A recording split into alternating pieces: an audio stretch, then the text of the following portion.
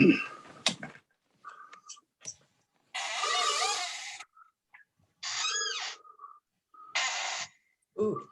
there's squeaky. And for our panelists, just as best practice, when you're not speaking, if you want to mute yourself, that is fantastic. And for everyone joining us right now, thank you and welcome. And we'll give you just another minute to let everybody file through before we begin today's presentation.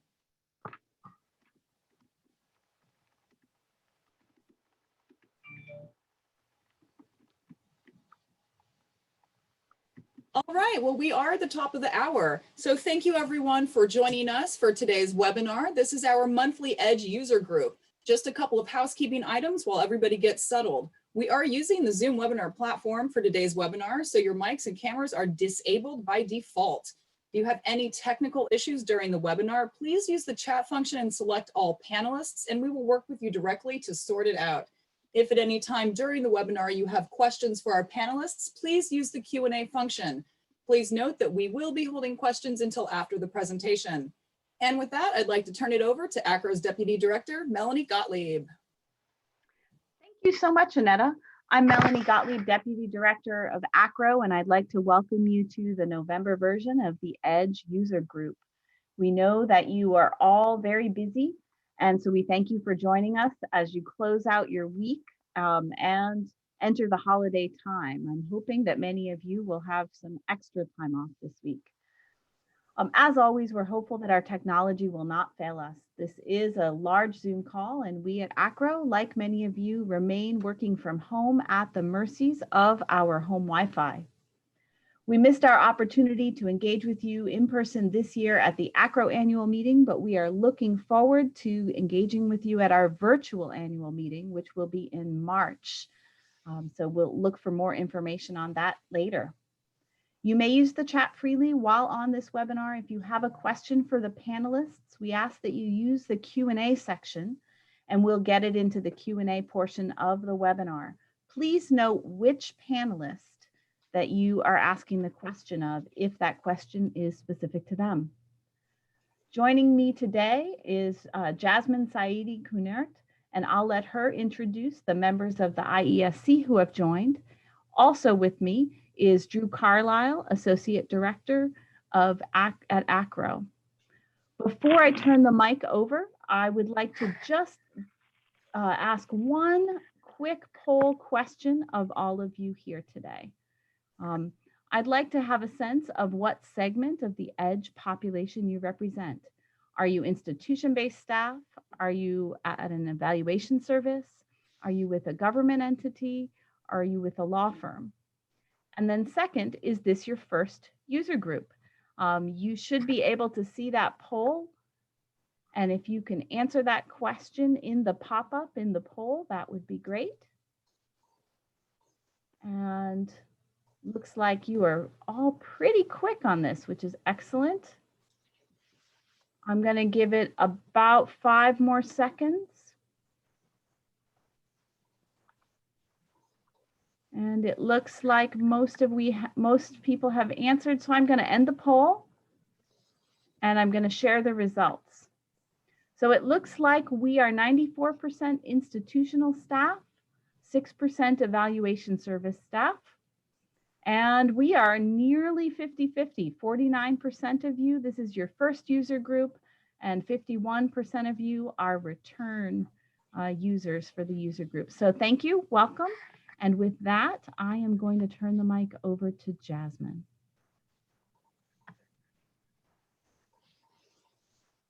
Thank you, and hello everybody. It's great to be here with everyone. Thanks, Melanie, for the introduction, and for many of you who've joined us before, and for those of you who are new, I'd like to just give you a brief update and overview of the IESC, who we are, what we do, and then we'll go through some of the work in progress and some of the works that we've completed in the past months. As Melanie indicated, I'm currently the chair of the International Education Standards Council, IESC. We're the body that oversees the country profiles and the credential advice that you see in EDGE. Today, I'm joined on the panel by several members of the IASC, and I'd like to introduce them to you. We have Nancy Katz, who represents the Evaluation Service in Chicago, Illinois. We have Emily Tsay, who represents the International Education Research Foundation. We have Robert Watkins, who's with the University of Texas, Austin. We have Dale Goff, who represents the Foreign Credential Services of America, FCSA. And we also have Johnny Johnson, who's formerly with the Monterey Peninsula College and currently with FCSA. We also have Bill Paver, representing FCSA, and representing ACRO, we have Ann Koenig, who is our liaison, and Drew Carlisle. Another member that is not present today is Jennifer Mink, who's with Tarrant County College District in Texas. The IASC has 6 voting members, and those are Nancy Katz, Emily Tsay, Robert Watkins, Johnny Johnson, Jennifer Mink, and yours truly. We are a volunteer assembly of experienced professionals. We've been in this field for many years that I don't want, if we add it up, I think it exceeds 100. So you can pretty much have the confidence that we've been around this block more than once or twice. Many of us, I think all of us, have participated in international education research projects. We have authored several publications and co-authored and are very active in the field. We are the international education credential wonks. We get really caught in the weeds of our field, and we enjoy the work we do. This is, as I said, volunteer. No one gets paid. We just like the punishment. It goes with the territory. So one of the things that you probably wonder is how we approach the country profiles or the information that you see on EDGE. Much of it is based on inquiries we receive from EDGE subscribers who bring to our attention something that they feel is missing or something that may need to be upgraded. And to those of us on the IASC, we also bring up-to-date information to the table, and we, based on the personal research that we do, and we bring it to everyone's attention that, okay, this particular country is missing this credential or new things are happening, we need to address it. All the decisions that you see that have been reached in the credential advice and the grading scales are based on a majority consensus. We take votes, and the majority consensus is what then reaches the final decisions that you see on the credential advice. So that's kind of our general approach. I think what we will demonstrate to you is just to go through the agenda. If we could see the next slide, please. And the next one, please. So today's agenda, we will be touching on some of the country profiles that we have been that have been updated. That includes some research projects and reports that have been published. Then we will tackle some of the latest country updates, and then some of the works in progress. And of course, we will wrap it up with a Q&A. Next slide, please. So in terms of some of the publications, we've been very busy. Those who have been contributing to the ACRO EDGE endeavors have culminated in the following publications. We have the Cuba Project White Paper. This is now available for you. The link is on this slide. This gives you an update on the project that took place, I believe, 2 years ago. Then we have a country profile for EDGE, Macedonia. This has been prepared, is currently under review for approval of the credential advice, the ladder and the grading scale. So once the IAC has approved this, then this will be posted onto ACRO, the EDGE profile. Cuba country profile for EDGE has been prepared by Janine Nicole Pacheco with the University of New Mexico. This has been completed and is currently under review by IASC for final approval. And the offshore medical schools in the Caribbean, this is a work in progress. Our fellows, we have 2 fellows that have been elected for this year. Loida Utley with Texas A&M in Corpus Christi, and Rosalie, gosh, I'm blanking on the last name. Thank you, Rosalie Hancock. Thank you, with Bellevue College. And they are putting together a very comprehensive list of offshore medical schools in the Caribbean and their accreditation status. This is going to be an extremely valuable tool for those of us in the evaluation world.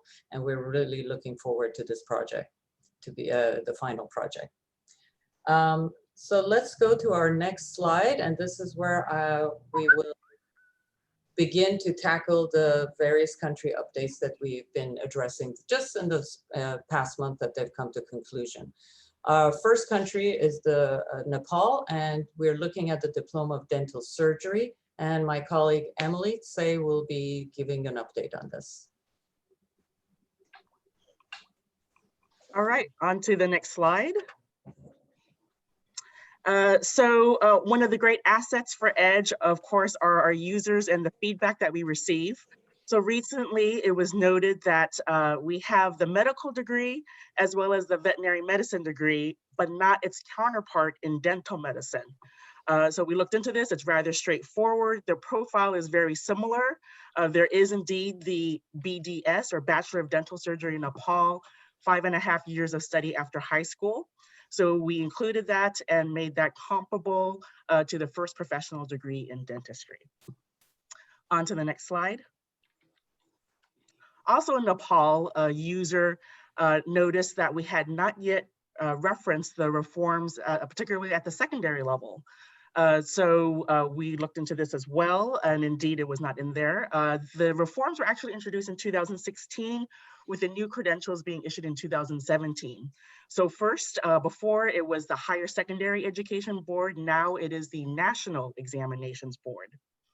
At the end of grade 10, it was previously the School Leaving Certificate, but is now the Secondary Education Examination, or SEE, which you see an example of on your right. Next slide. And then following that, at the end of grade 12, previously it was the Higher Secondary Certificate, but it is now the School Leaving Certificate Examination, or SLCE. Now you can see this is potentially confusing because of the overlapping terminology with the former grade 10 School Leaving Certificate. But luckily, when you look at the documentation, there are some tells, of course, the year of issue.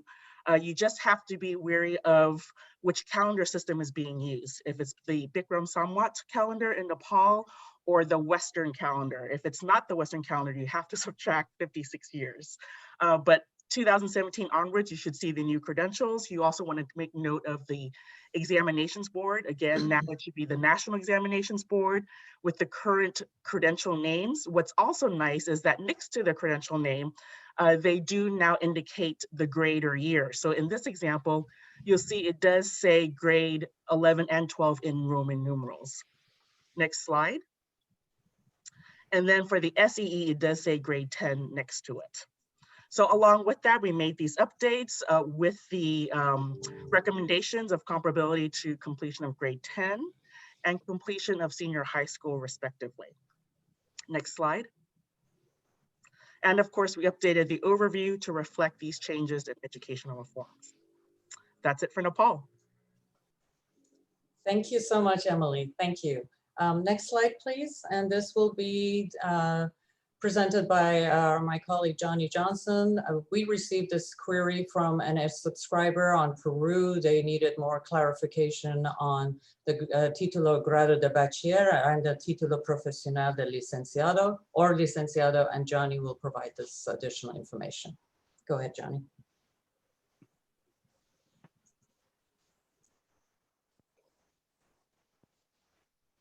Sorry, muted. Johnny, you need to unmute yourself. Thank you. No, you're not reading lips this morning. Okay. So the Título Grado de Bachiller is the this slide hasn't been corrected, but anyway, we can work with what's here. That is the academic degree. It also is title doesn't belong there, just academic, it's a degree.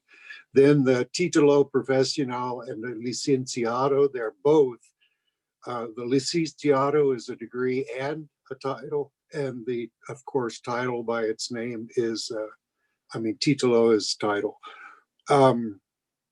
This has all been rewritten and there are two paragraphs which summarize the whole entire first cycle, meaning the bachelor's level. That's all. Just stay tuned. You could find it on Edge by tomorrow, probably. Thank you. Thank you so much, Johnny. Our next slide, please, would be on the country of India, and this is about the credential diploma in engineering. And my colleague Nancy Katz will provide you an update on this credential. Good afternoon, all. We had a question from an EDGE user about the diploma in engineering as it relates to the Bachelor of Engineering in India, and wondering if the Bachelor of Engineering was a 3-year program after a 3-year official program after completion of the diploma in engineering. The slide that you're seeing now is what is written in EDGE about the credential. What we did was that we wanted to clarify, if you could go to the next slide, please. Thank you. We wanted to clarify this, and we added a note into the profile of both the diploma in engineering as well as the Bachelor of Engineering to make it very clear that individuals that receive the diploma in engineering, if they wish to go into a 4-year Bachelor of Engineering or Bachelor of Technology program, that they could be exempted for 1 year of the 4-year program. It is 100% a 4-year program, even though they may only complete 3 years of study. If you receive a degree certificate, a Bachelor of Engineering or Bachelor of Technology, that is 3 years, you should ask your student or applicant for the diploma in engineering. That's the tell, because Bachelor of Engineering, Bachelor of Technology is indeed 4 years. So we did some additional research. I believe this is already posted in EDGE. And just to clarify this also goes in line with, if those of you familiar with education in Israel, they have a Handasai program, which is a 2-year what they call practical engineer. It's a very similar to this diploma in engineering, whereas that individuals with the Israeli Handasai qualification can be exempted for 1 year of a Bachelor of Engineering program in Israel if their grades are high enough. So we wanted to make sure that also that the wording for India was in line with the wording in Israel, because they were the same, I hate to use the animal, but it was the same, a similar type of a qualification. Thank you. Next slide. Thank you, Nancy. Next slide is on Congo, the Democratic Republic of Congo.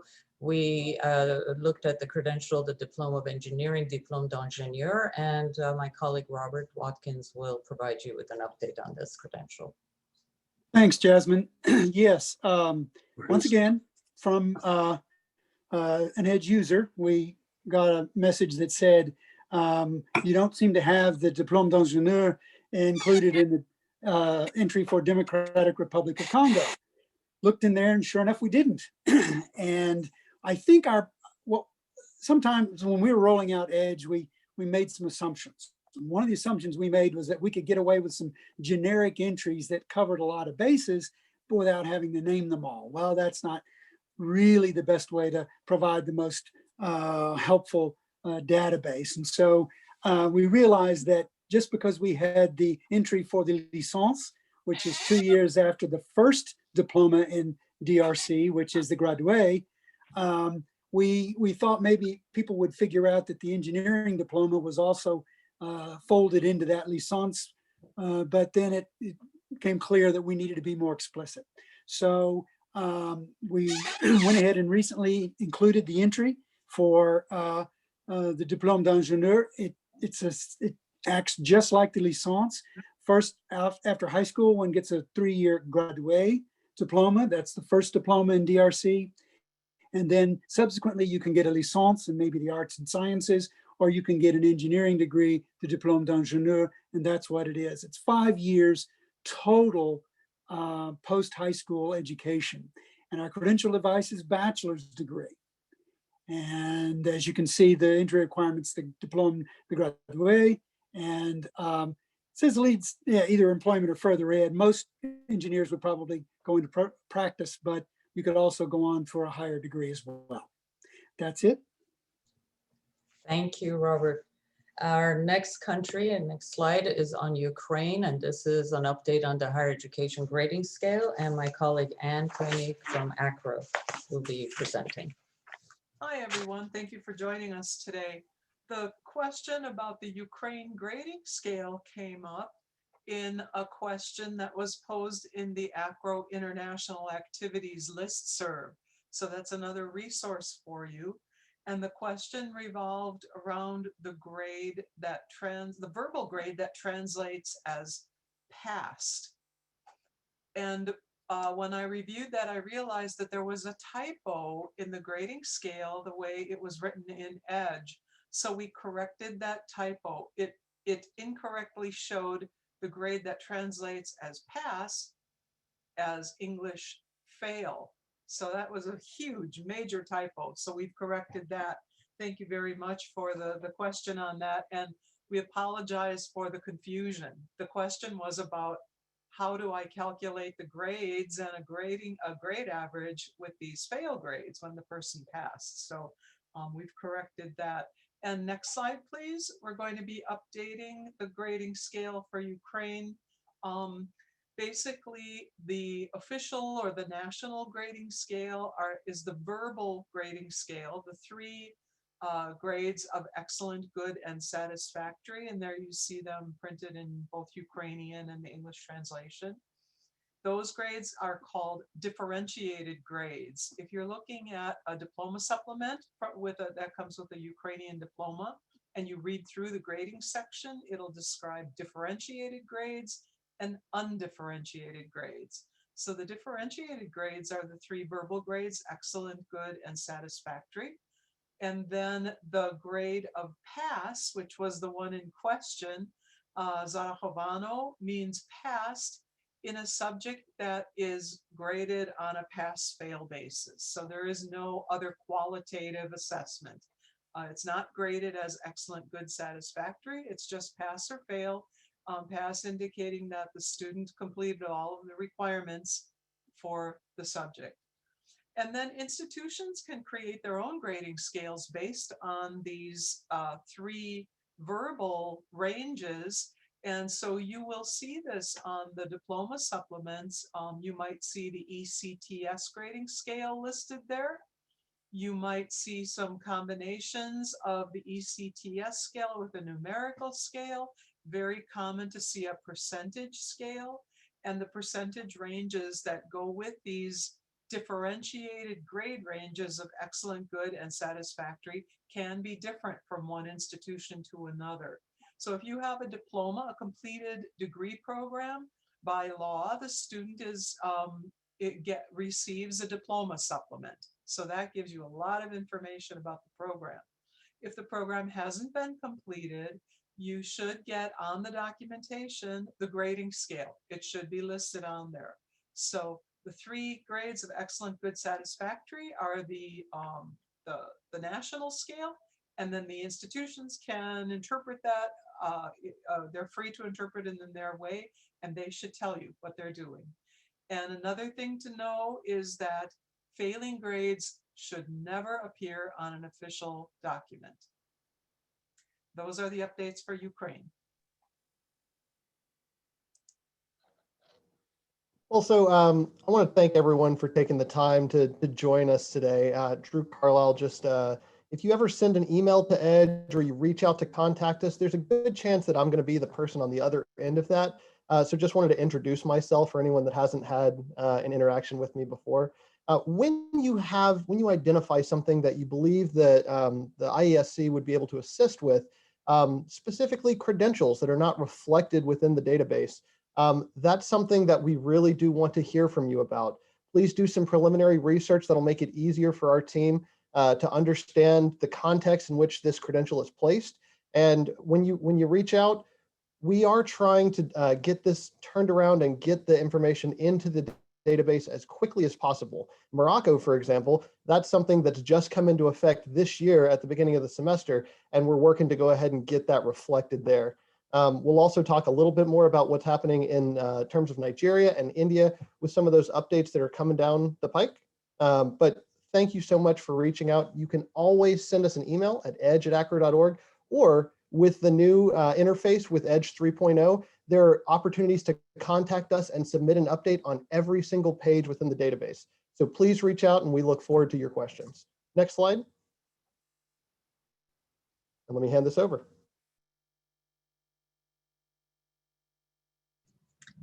Johnny, please unmute yourself. Thank you. Again? Okay, sorry. They've decided in Morocco to, and passed a law saying as much, that they want to change from the LMD 3-year bachelor's, 2-year master's. That is this, there a lot of countries are following ECTS, not only in grading, but in the structure of the education system. And as Drew said, these students just started about 8 weeks ago. So we could put this in Edge, except we're not sure. What I've seen in the press and heard through back channels is that they've realized that this might be a mistake and they're going to go back to the 3-year. So whether they do or not, we'll still have the years here that, and when they did the experiment and then when they ended the experiment. But right now, these people who started 8 weeks ago should graduate in spring of 2024. Oh, and while I have the floor, I just go back, I kind of bobbled Peru, and I just want to mention that the slide, forget the slide, you'll have it all in Edge, because the slide says that most people get the licenciado and the titulo at the same time. Because there are extra steps that one, or requirements that one must complete. It's not always possible unless they delayed getting the licenciado, which, as I said before, is both an academic degree and a title. But they can't practice the profession until they have done some additional work, and that often takes an extra year. And some of that extra work could be in the form of comprehensive exams, or a thesis, or a 6-month internship with a report. So, and to become an attorney, they also require a 1-year work placement. Again, that's all going to be in Edge, in the overview, and in the throughout their profile. Thank you. Thank you, Johnny. Our next country in progress is the foundation year program from Nigeria, and I will have Robert give us an update on this credential. There you go, Robert. Sure. Thanks, Jasmine. And as the reason this is still a work in progress is because we haven't completely run this down yet. Once again, an Edge user sent in this document, first without the document, but just described it to us. And most of us were saying, what? We've never heard of a foundation program in Nigeria. We certainly see them in Australia. We see them in the UK. We see them in some other Anglophone countries, but not really Nigeria. Nigeria has been somewhat familiar to us for quite some time, at least since the late 80s, when they departed from the O levels and the A levels in Nigeria and went to a national exam system of the West African secondary school certificate examination. Then one could go on and do a 2-year, what used to be called an ordinary national diploma, but later was simplified to simply national diploma. and then 2 years subsequent to that could do a higher national diploma at a polytechnic, generally speaking. But we've never heard of a foundation year program. This one is dated a few years back, as you can see. So one of the problems I had as I tried to run this down was to go on the website for this particular institute at this particular federal university. And they described now, that is 2020, they only offer pre-degree programs, A-level type programs if you want to go somewhere outside of Nigeria. They also have the West African School Certificate equivalent and so forth. They don't seem to offer this foundation program. So after staring at it for a while and talking amongst ourselves, we finally came to the conclusion, and it helped when the EDGE user sent in the rest of the academic information on this particular individual, because what happened was, and we still don't know whether they finished the WASSCE or not. Probably they did, but possibly not. But what we find is that when you look at the first 2 semesters of this program, you see that the courses are all called foundational. And then the second year, they're no longer called that, and the courses look very much like standard first year courses of any degree program in Nigeria. And so what we finally came to was that for some reason the foundation piece, and since this is a science program, possibly they finished their high school but didn't concentrate in science enough. And so now they're giving them these 2 semesters of foundational science coursework. And then they move on to the second year, which, as it turns out, and if we'll go to the next slide, you'll see that after finishing the 2-year program, the foundation year, and then that first year, that second year, which is essentially a first year of a degree program, this person ends up getting placed in year 2 of a bachelor's degree program in dental sciences. So clearly the Nigerians, or at least the receiving institution, decided that they were going to use the foundation year as sort of a prep to be admissible to to this professional program, which, as you can imagine, are pretty popular. Most dental, vet med, medical, and law programs are all pretty popular because of what it can lead to ultimately in terms of the professions. And so then places them in the second year of that 4-year degree program. So we don't have all the transcript there, so you can't see the remainder of it. But what this is designed to illustrate for you is that this person gets plopped down in year 2, because those are 200 level courses, as you can see on the document on the left. And with that, I will conclude. Thank you, Robert. And as Drew just typed in the chat, if you have a credential, we'd love to see it, because it really helps the IASC to you can get a complete feel for what this educational document is.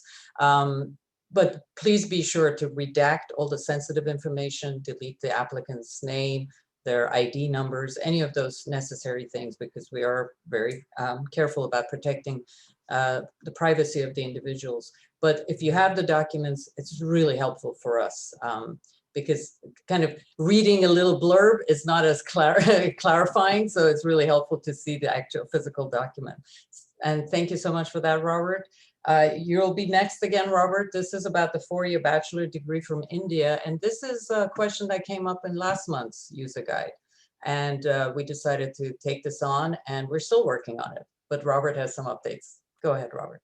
Thanks. Yes. You know, when I first came into this field, all right, 43 years ago, I'll go ahead and say it. It was pretty simple. India was fairly simple. Once they got around all the different state secondary school systems, India was pretty straightforward.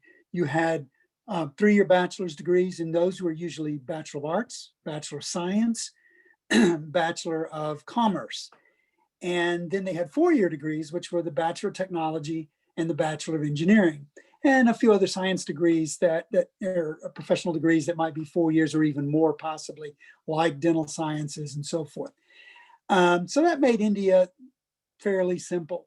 And because most of us see across our desks Indian documents a good deal of the time, Edge India tends to be probably the most robust entry in all of Edge because of that very reason.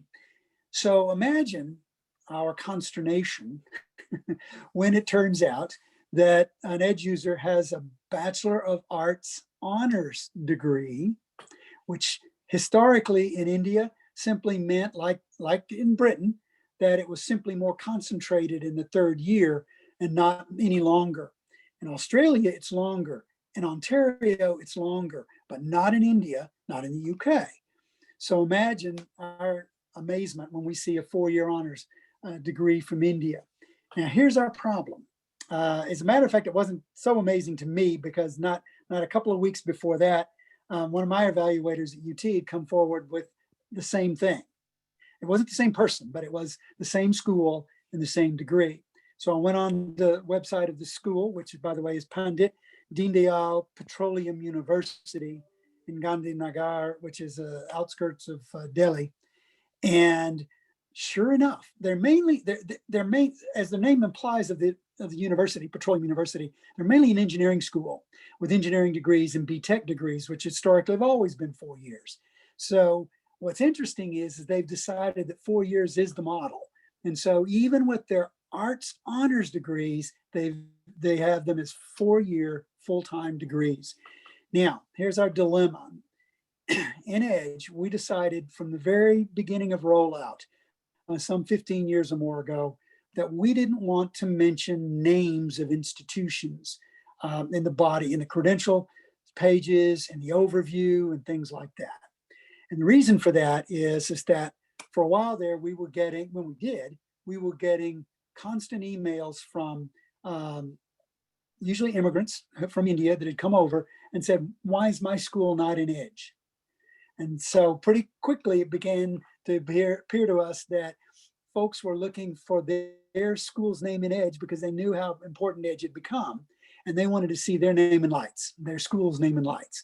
So we decided that we didn't want to reference individual institutions. We might say something generic like we do in the grading page of the IITs, which when they got started in the middle 60s, were only 7 campuses, but now are 20 odd campuses. Point is that we'll mention them in a generic sense, the IITs, but we won't say IIT Delhi or IIT Kanpur or whatever. So we're trying to stay away from mentioning this school's name, but at the moment, it seems to be the only one that has all 4-year degrees. And I'll conclude by simply saying, and perhaps Jasmine might want to tack on something here, but the UGC, the University Grants Commission, really came down hard on the University of Delhi when they tried to introduce a 4-year degree, a 4-year arts degree, arts and science degree. So it seems odd then that with 3 years being the norm in these disciplines, 4 years in those disciplines, to suddenly have the wires crossed and something different going on at a particular institution. And that's sort of where we are trying to run this thing down. Thanks, Robert. Yes, you're correct. When the UGC came down very hard on the institutions and threatened to withdraw funding. And the argument or the case that these universities have is that they feel that their 3-year degrees are not comprehensive enough, that they're not holistic enough, that in order for the Indian university degrees to be competitive on a global level, the 4-year degree will be much more palatable, will have that component of what we consider kind of our general education. That's kind of what they were looking into. I do recall that the UGC allowed a very handful of universities to hold on to that 4-year. And they were mostly kind of the institutes of technology. But I don't think it applied to the universities, but maybe, I don't remember if this 4-year bachelor was from a university, the one that we were discussing. Do you recall, Robert, if it was a university? Yes, yes. It was. Pandit Deendayal Petroleum University. Ah, and I have a strange feeling that they may have let 1 or 2 of them kind of finish this off, because there was a lot of uproar because students had enrolled, they were already in the program, and then to be told no. So it's an interesting thing, just like Morocco. The other possibility, Jasmine, is that Delhi, of course, is very high profile. Everyone, Mhm. in fact, Mhm. University of Delhi did not even participate in the new accreditation scheme of the NAAC.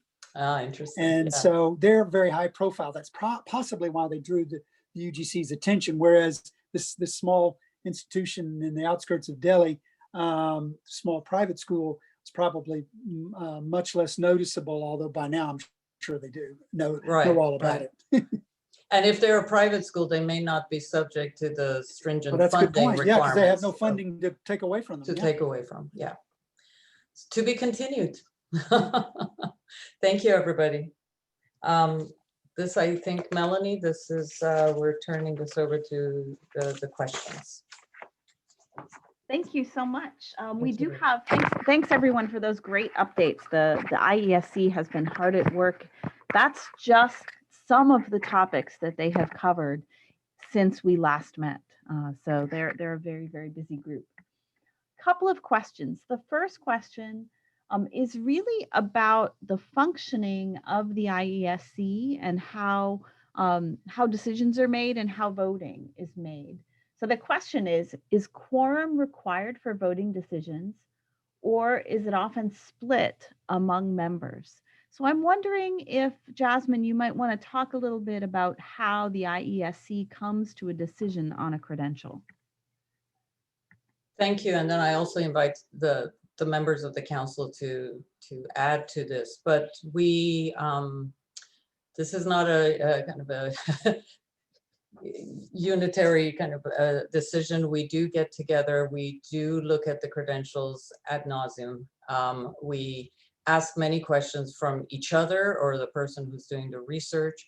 And we try to look at it from every angle to see that there's consistency, that we are not giving a credential advice that may differ for the same sort of standards that we've used.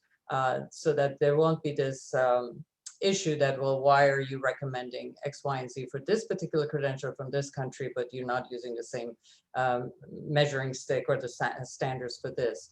So once we have crossed all the T's and dotted all the I's, we present this as a vote. And we do want a majority vote.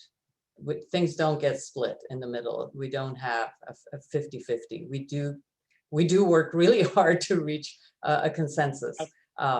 That's my decision. That's my takeaway from how the IESC reaches these final decisions on the credential advice, the grading scale, the country profile reports. If there's anything anyone else wants to add. Yeah, I'd like to talk Bill. a little bit about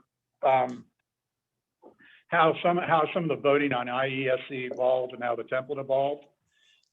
There are many of us who used to sit on the old National Council, and the way the old council worked is somebody would do a book, and you'd spend a day or a couple of full days looking at the placement recommendations and talking about them. Sometimes the placement recommendations that came with these books were written individually, and they really tended to vary. They dominated discussions.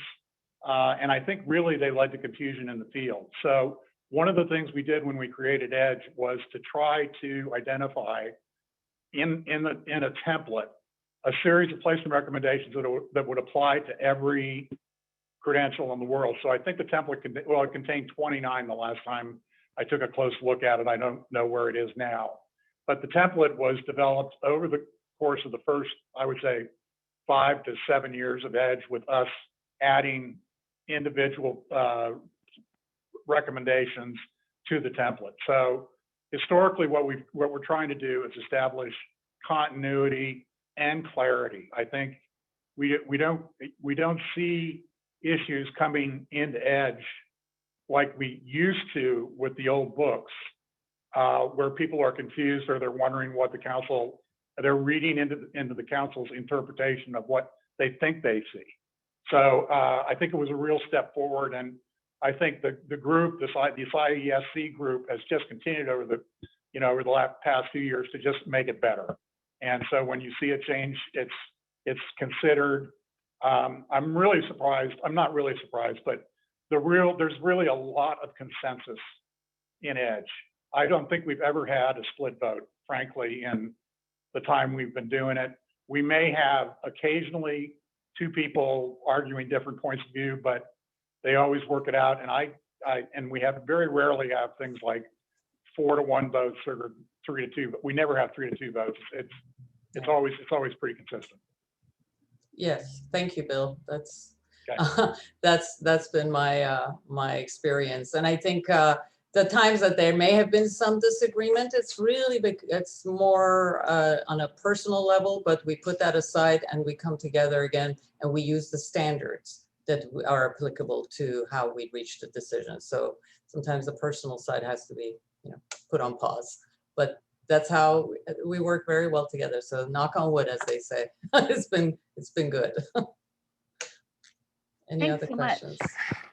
So a couple of other questions. Here's a question about Nepal.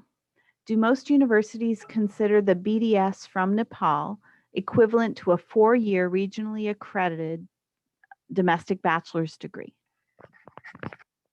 So I can take that and then if my colleagues can chime in. This is an interesting nuance about medical degrees in most other countries outside the United States, in that it is usually a first university degree of 5 years duration or more. So it's very different in structure at the very least to the United States. So we're talking about medical degrees, dental medicine, veterinary medicine. And again, they're usually first university degrees of 5 years or more in length. And you'll find in Edge, we recommend them as being comparable to the first professional degree in that particular field. Now, if you're looking for a US bachelor's degree equivalent or something comparable to that, but we say first professional degree equivalency, you can regard that, I would say, as satisfying that requirement, although we're not saying that it's comparable to a US bachelor's degree, because it is a first university degree of more than 4 years in length. But of course, you have to look at all your other requirements and of course, look at the recognition of the institution. So that would be my take. I'm not sure if other colleagues want to jump in on that particular question.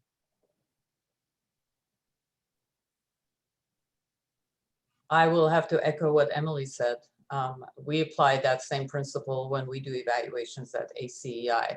We look at the professional credentials from most countries where admission is based on completion of upper secondary school as a first professional degree. It's not, we just don't look at it as a Bachelor of Science or a Bachelor of Arts because we don't provide a Bachelor of Arts or a Bachelor of Science, for example, in medicine. This is a professional degree that requires pre-professional training at the university level for admission. So I echo what Emily just said. Any comments from others on the IASC? Okay, I hope that helps. Thanks so much. All right, another couple of questions. For India, we see a lot of 10+2+3, where 3 yields a BTech. How to discern if it's a terminal credential or can ladder into graduate studies? Big sender is PTU, IKG PTU now. So this is tangentially related to the diploma to bachelor presented by Dale. So I guess, is this a Dale question? Who wants to take this one? Nancy, probably. It Yeah. wasn't me. If you, hi, this is Nancy. If you clearly have a 10+2 and you do not have a diploma in engineering issued by a board of technical education, that 3-year Bachelor of Technology very well may be only 3 years of study. This may not be the situation where you have a diploma from a board of technical education.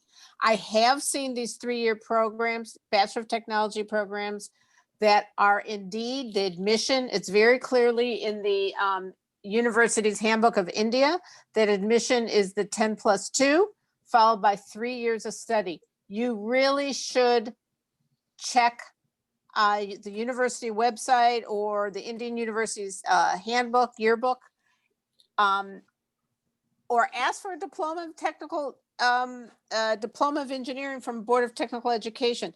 If hypothetically you have the 10+2 and the 12-year higher secondary certificate is hypothetically 2015, and in 2018 you have a 3-year Bachelor of Technology, and you check your resources, you very well may find that is a 3-year program only and not a 4-year program.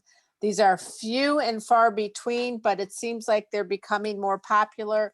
And with, as I always say in India, it's like putting a puzzle together, and you need to make sure all the pieces fit. And in India, there are always exceptions to the rule. Hope that helps. So much, Nancy.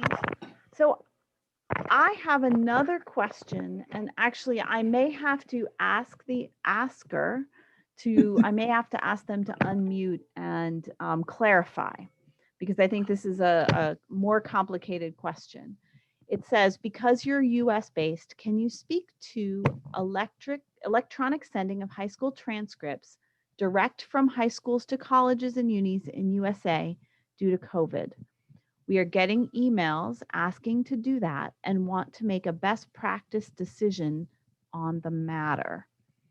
And so in order to answer, Robert has something to say right away, so maybe I will let him start. I can see he's, oh no, he's not. Are you Yeah. raising your hand? um,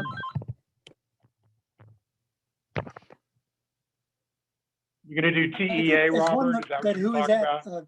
university, I would simply say, well, first of all, it's kind of not an edge question in the sense that we're more about credentials, content, what they mean, and so forth, than we are institutional best practices with respect to official versus unofficial and that sort of thing.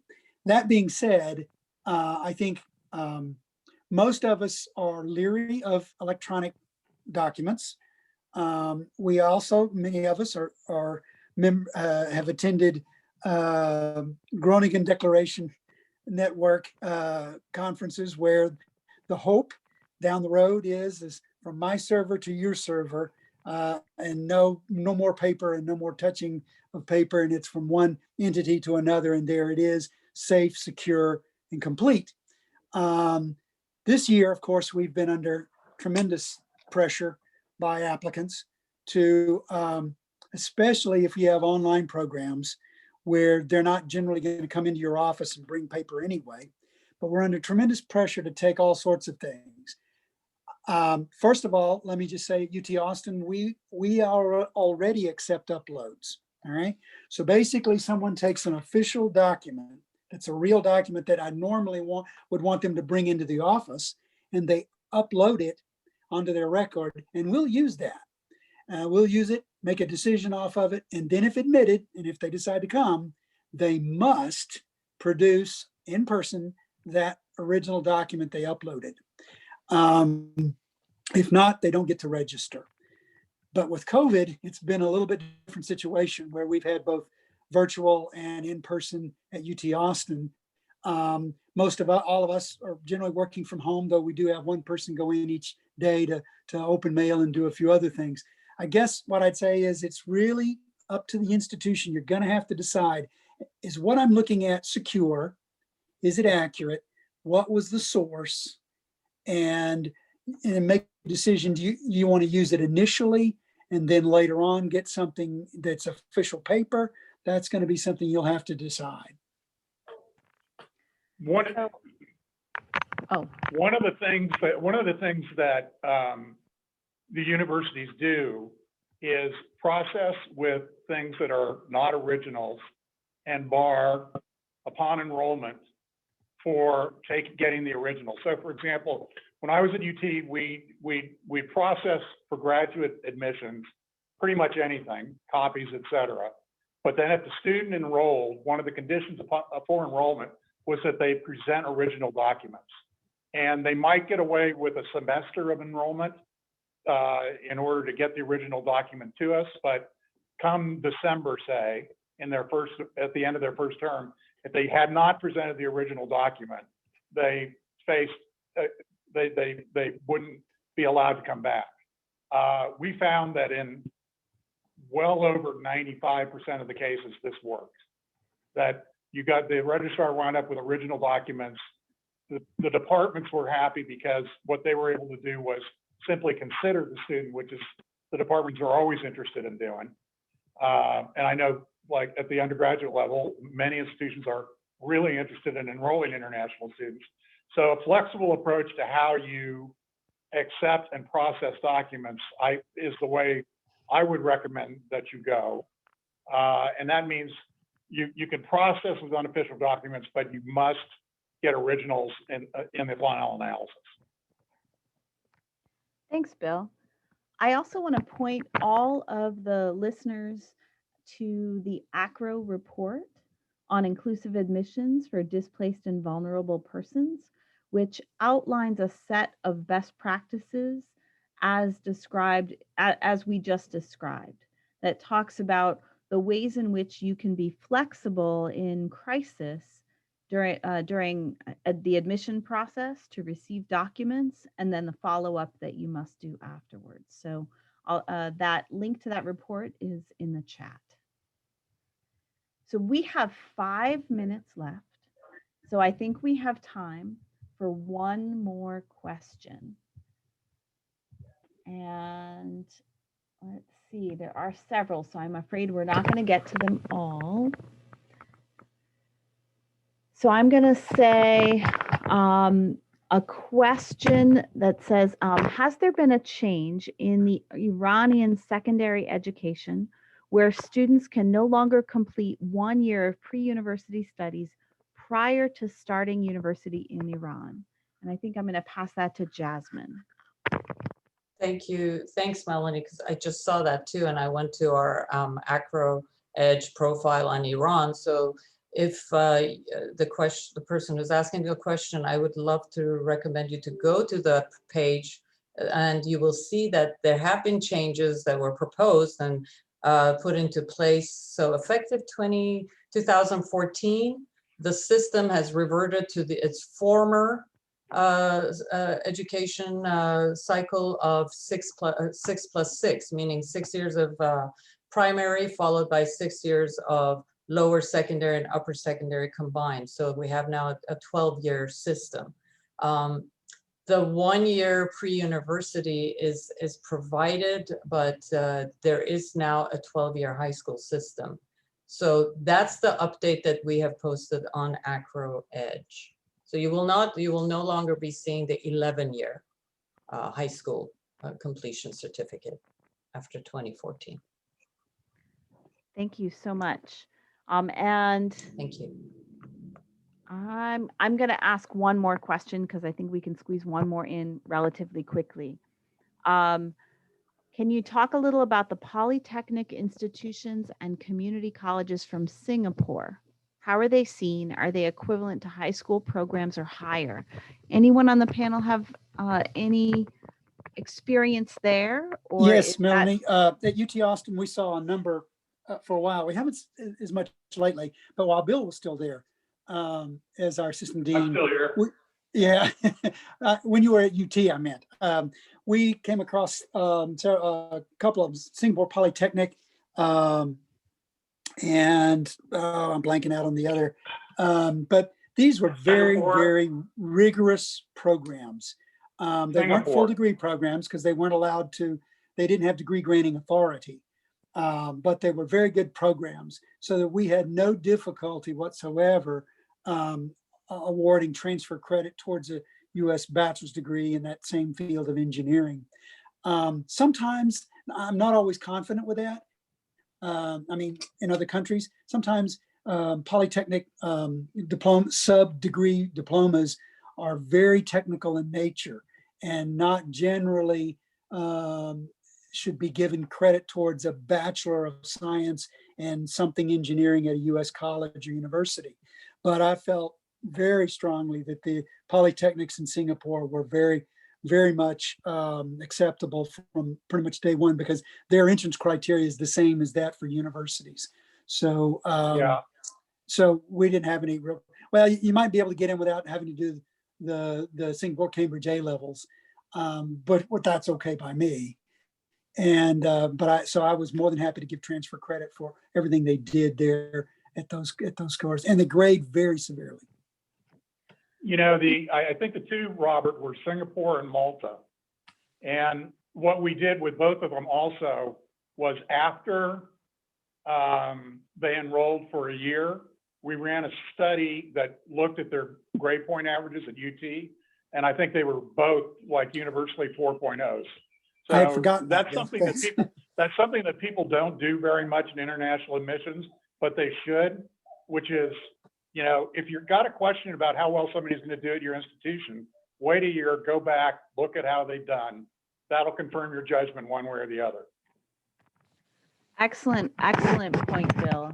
And I 100% agree that if there are cases that you're making exceptions on, if you go back and follow the progress of those students, you will know relatively quickly whether or not you made a good decision and whether you should make that same decision again. Right. And I think with that, we are out of time. So I want to give a very special set of thank yous to all of my hardworking colleagues who joined us today and took time away from their own work to share with us. As a reminder, the work done by the IESC, the folks here on this call, is on a volunteer basis, and their dedication to this work is very much appreciated by ACRO and also by me personally. So thank you for being here. This is one of the most valuable aspects of ACRO and the EDGE community, the network of colleagues that we can call upon to support each other, especially during these challenging times. Next slide. Drew, do you want to talk very briefly about the IESC Fellows? Very briefly. So one of the things that we've been discussing is the importance of doing primary research when you're coming up with policies and how you're going to enact those within your own offices. One of the things that we're providing an opportunity for is to learn with the IESC some of those best practices. If you're within the first 5 years of evaluating international credentials, we invite you to apply for an IESC fellowship. If selected, you would be given an opportunity to participate on the calls. They happen twice a month. You would be assigned a research project, and you would be working with members of the IESC on how to develop that and how you can find this information. There's a lot to take in, and there are methods that you should use when you're doing this. The IESC Fellowship, there's information available on the website. I'll put the link into the chat about how to get there. But basically, when you're all done, you're going to be able to, and you will be expected to, present at the annual meeting on whatever the topic is, and you'll be brushing shoulders with some folks that have the experience that will really put you on a good path along your career trajectory. So. Thanks, Drew. Next slide. I just want to remind the folks on this call, if you have a passion project, if you have some research in a country that you would like to dig into and have a plan in place, I might suggest you apply for funding from the Gloria Nathanson Research Fund for International Education. This fund will make awards up to $1,000 to support travel, research materials, and other direct costs that are related to international education research. We'll fund full country profile updates, substantive updates, white papers on topics of interest, and lots of other topics. So if you have any interest, please reach out to us. Next slide. You can stay informed in what's going on at ACRO by joining the EDGE mailing list, joining the International Activities Listserv, or subscribing to the ACRO Connect newsletters. The EDGE mailing list and the listserv are available on the EDGE profile. Connect is the news stories that are at the bottom of the profile, and you can subscribe by clicking through to the ACRO Connect page on the ACRO website. Stay informed and don't miss everything that's going on at ACRO. Next slide. And finally, I want to put in one great plug for the last webinar of the fall season in the international group, and that is on December 3rd. Our colleague Ann Koenig will be presenting on Uzbekistan 2030, the Silk Road to Internationalizing Higher Education. I hope that you will join us for that webinar, which will be very interesting. Also, just as a reminder, the Cuba White Paper has recently been released, and the link to that was in the chat a little earlier, or you can go to the ACRO website. In addition, we also have a new publication on holistic admissions processes. I want to thank you all for joining us this Tuesday afternoon. I hope that you will get some extra time off this week and that we are at the end or close to the end of your week. Enjoy the rest of your week and have a wonderful holiday. Thank you. Thank you. Bye, everyone. Bye. Happy